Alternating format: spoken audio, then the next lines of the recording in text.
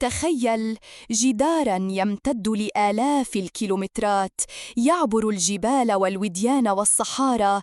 إنه سور الصين العظيم، أحد أعظم الإنجازات البشرية على الإطلاق.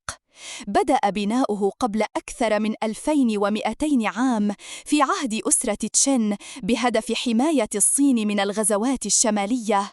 لم يكن جداراً واحداً، بل شبكة من الأسوار والحصون والممرات امتدت لمسافة تفوق 21 ألف كيلومتر.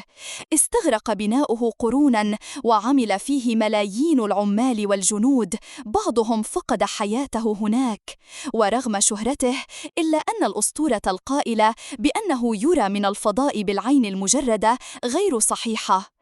اليوم يقف سور الصين العظيم شاهداً على تصميم الإنسان وقدرته على مواجهة الزمن والطبيعة، ليبقى رمزاً للقوة والصمود.